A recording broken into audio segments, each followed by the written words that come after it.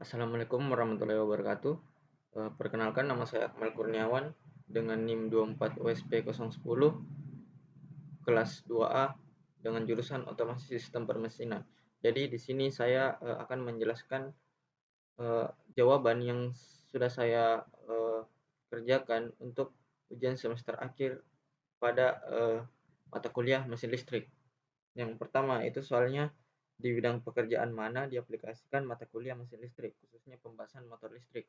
Nah, biasanya itu diaplikasikan secara luas di berbagai pekerjaan teknik. Nah, pengetahuan mengenai generator digunakan pada sektor pembangkit listrik untuk merancang pengoperasian dan pemeliharaan generator pada pembangkit-pembangkit listrik. Contohnya itu pembangkit listrik tenaga uap, pembangkit listrik tenaga air, dan lain-lain. Nah, kemudian yang kedua itu, apa itu mesin listrik?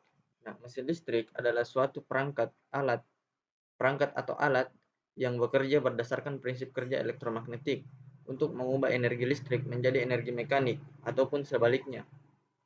Kemudian yang ketiga itu apa itu generator listrik? Generator listrik adalah sebuah mesin listrik yang mengubah energi mekanik menjadi energi listrik. Kemudian klasifikasi pembagian jenis-jenis generator listrik, yaitu generator listrik ini dapat diklasifikasi menjadi beberapa jenis berdasarkan bentuk arus yang dihasilkan, sumber penggerak, konstruksi, dan sistem eksitasinya. Berdasarkan jenis arus yang dihasilkan, generator dibedakan menjadi dua, yaitu generator arus searah atau DC dan generator arus bolak-balik atau AC. Nah, kemudian apa itu generator sinkron dan asinkron?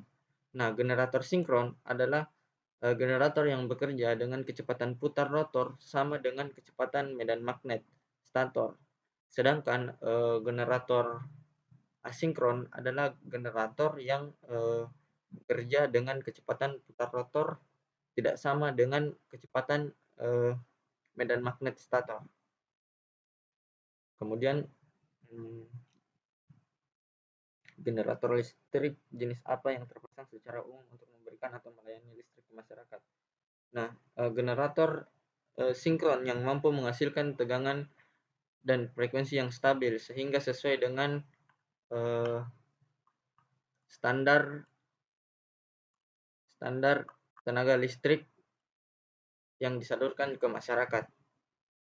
Kemudian yang ketujuh itu bagaimana prinsip kerja generator listrik AC. Nah, prinsip kerja generator listrik AC itu didasarkan pada hukum induksi elektromagnetik atau Faraday, yaitu pada perubahan fluks magnet yang memotong suatu penghantar akan menimbulkan gaya gerak listrik atau GGL. Kemudian nomor 8 itu bagaimana prinsip kerja generator listrik DC.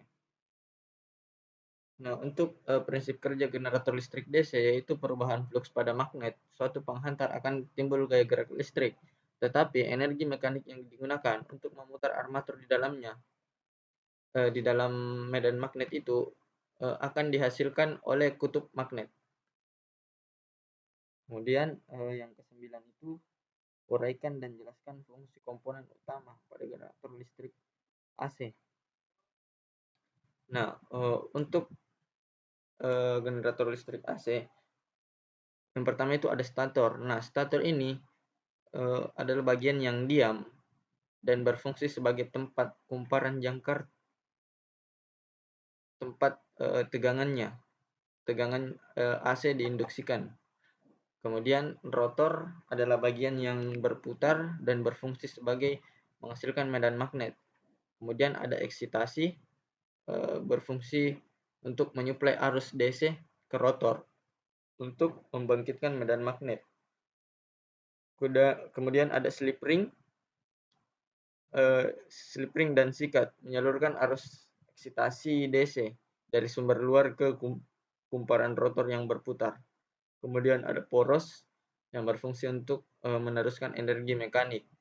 Jadi contohnya itu porosnya ini terhubung dengan turbin atau kipas yang digerakkan oleh angin. Kemudian energi mekanik ini disalurkan ke dalam. Kemudian ada bantalan. Nah, ini berfungsi untuk menopang poros dan rotor agar dapat berputar. Kemudian yang terakhir itu ada sistem pendingin yang berfungsi untuk menjaga suhu generator agar tidak berlebihan. Kemudian yang ke-10 itu untuk generator DC.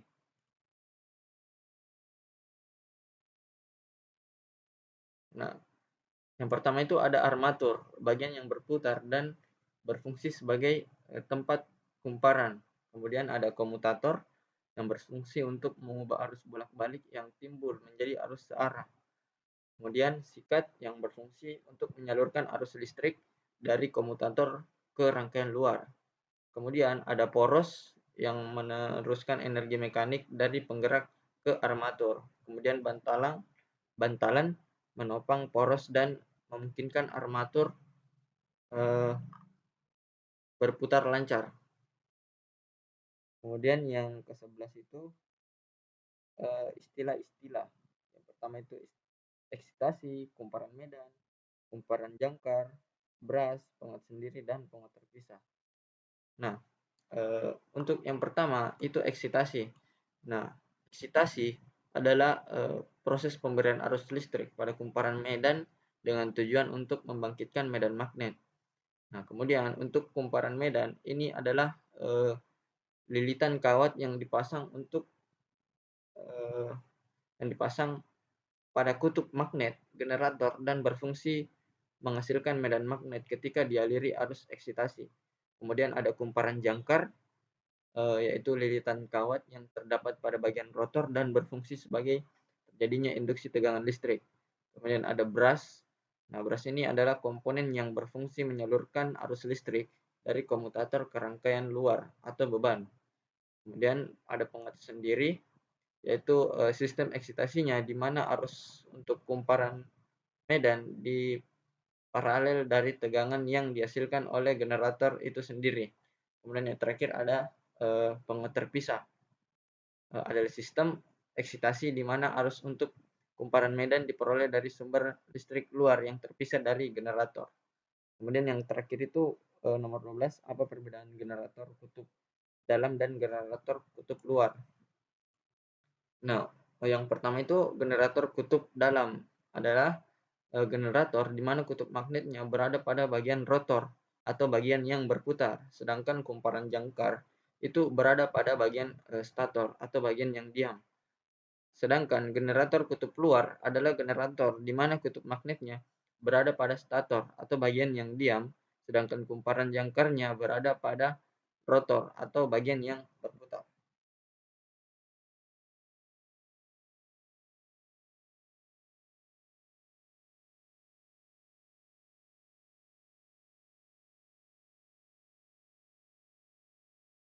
Nah, untuk nomor 1 pada bagian C itu ada untuk nomor 1 ada beberapa jenis beban generator dan penyebabnya. Nah, untuk jenis beban generator itu ada 3 jenis. Yang pertama itu beban resistif, kedua beban induktif, dan yang ketiga itu beban kapasitif.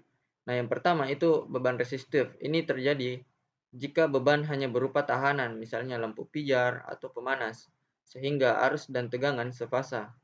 Kemudian ada beban induktif. Ini terjadi jika beban mengandung induktansi, misalnya motor listrik atau trafo, sehingga arus tertinggal terhadap tegangan. Kemudian yang terakhir itu kapasitif. Ini terjadi jika beban mengandung kapasitor, sehingga arus mendahului tegangan.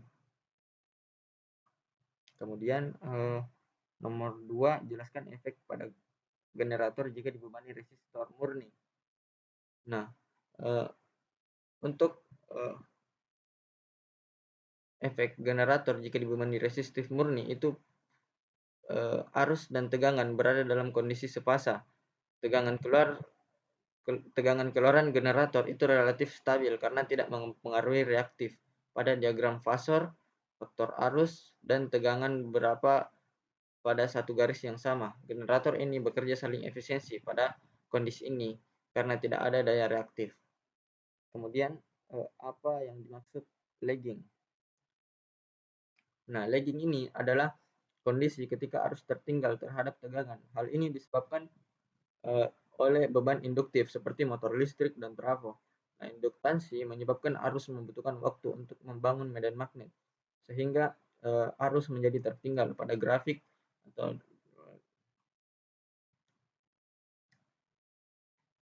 kemudian yang keempat itu apa yang dimaksud dengan leading.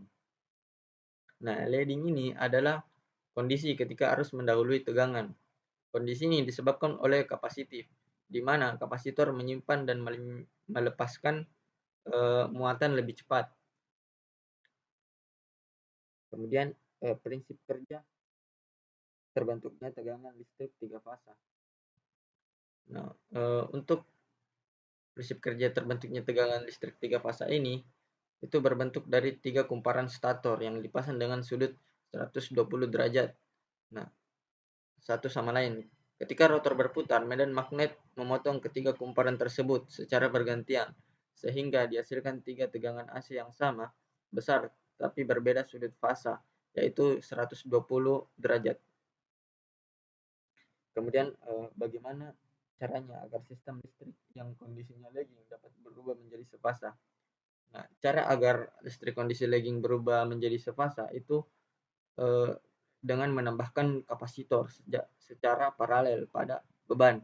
Nah, kapasitor ini menghasilkan arus yang leading akan mengimbangi arus lagging dari beban induktif.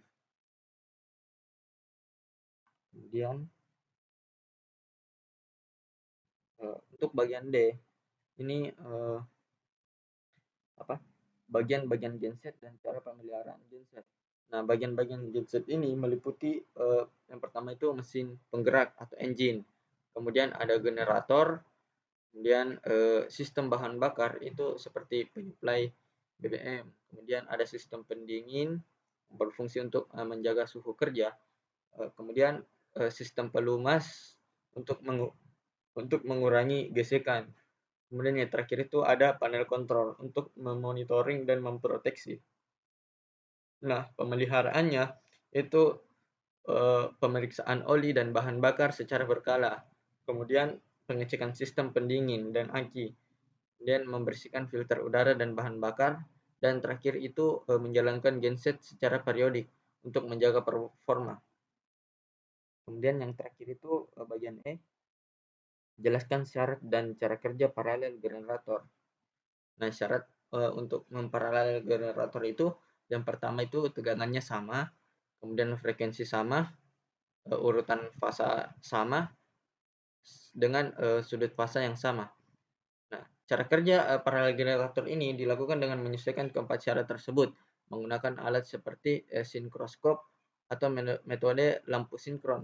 Nah, setelah sinkron, generator dapat dihubungkan ke sistem dan beban dibagi secara proporsional sesuai dengan kapasitas masing-masing generator. Mungkin hanya itu yang bisa saya jelaskan. Maaf bila ada salah kata. Assalamualaikum warahmatullahi wabarakatuh.